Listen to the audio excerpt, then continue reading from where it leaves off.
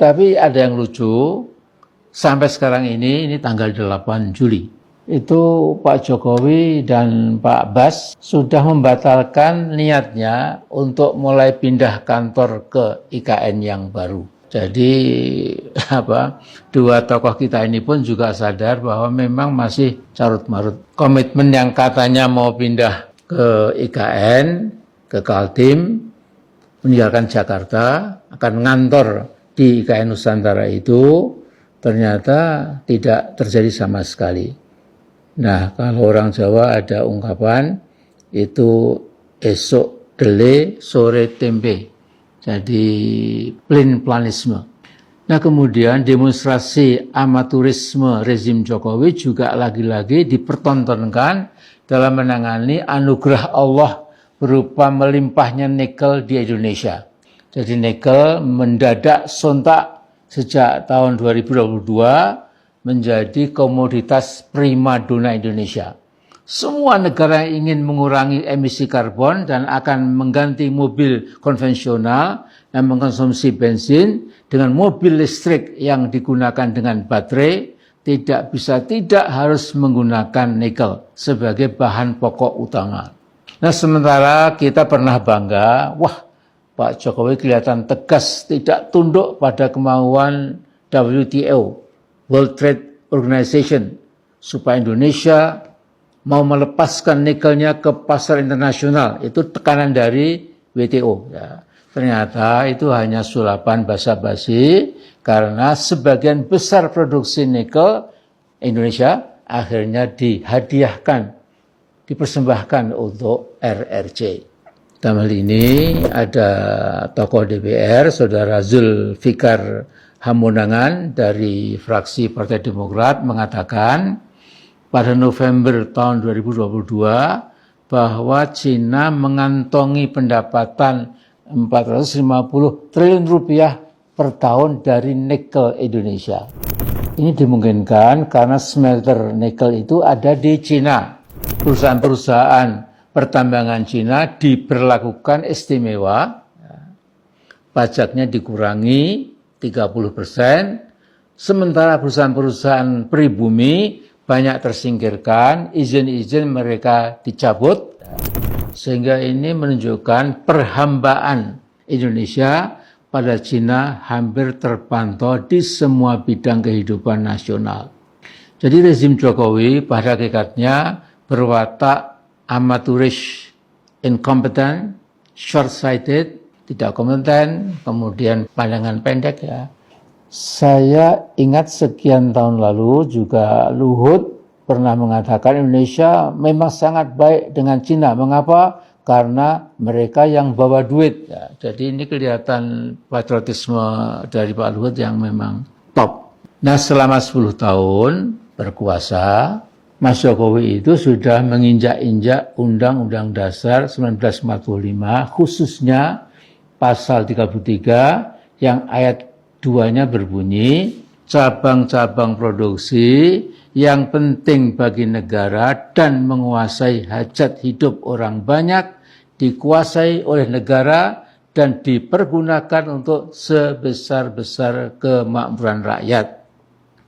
Dalam hal praktek memang dikuasai oleh negara, tetapi dipergunakan untuk sebesar-besar kemakmuran korporatokrat, konglomerat, dan para bandit predatorik yang memangsa sumber daya alam Indonesia kemudian digotong ke negara masing-masing. Sesungguhnya tokoh-tokoh intelektual maupun tokoh-tokoh politik yang berbobot sudah memperingatkan bahwa Indonesia hanya mendapat kerusakan lingkungan dan kemelaratan, terutama yang diderita oleh masyarakat yang hidup di sekitar lokasi pertambangan nikel.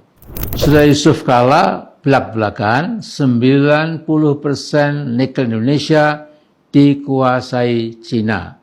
Mas Faisal Basri, ekonom senior dari Indef, sudah berteriak lantang dengan argumen yang sulit dibantah, yaitu hilirisasi RI untungkan Cina.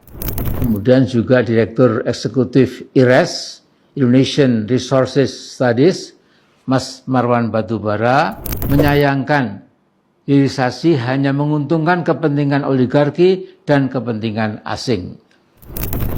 Tetapi Jokowi bukan Jokowi kalau tidak ndablek.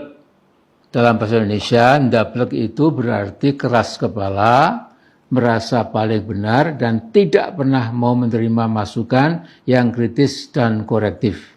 Jadi ya kita perlu bersabar sampai 20 Oktober nanti. Ya.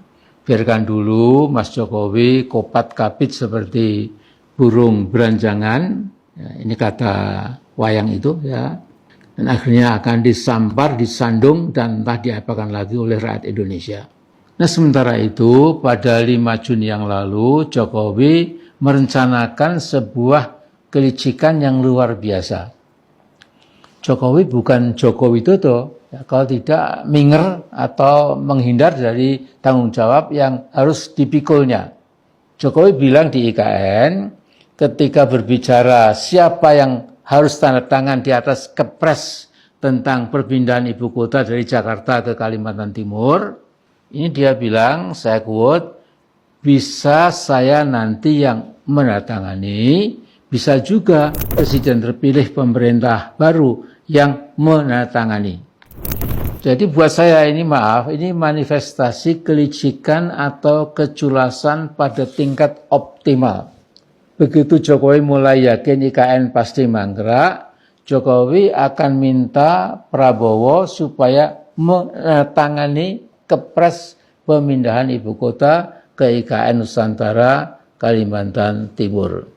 Tentu Presiden Prabowo yang pernah jadi Danjen Kopassus dan Danjen Kostrad dan pengalaman internasionalnya yang jauh melampaui Jokowi tidak mungkinlah menerima limpahan kebijakan yang busuk dan koruptif itu.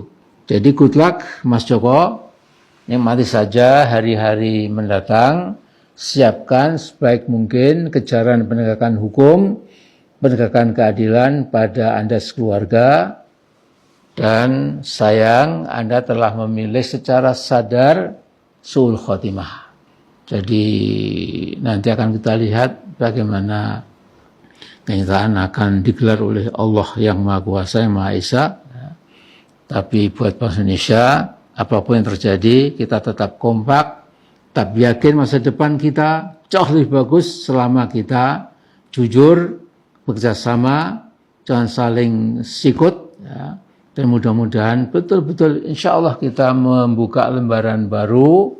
Kita ucapkan selamat tinggal rezim Jokowi, ya, dengan segala macam legacy yang kurang bagus itu, dan tentu kita punya pegangan yang sudah tentu-tentu tidak akan pernah kita khianati, yaitu ideologi falsafah negara yang kita sudah hafal, yaitu Pancasila, kemudian pembukaan atau mukadimah Undang-Undang Dasar kita yang tidak pernah boleh dikurangi, ditambah. Ya.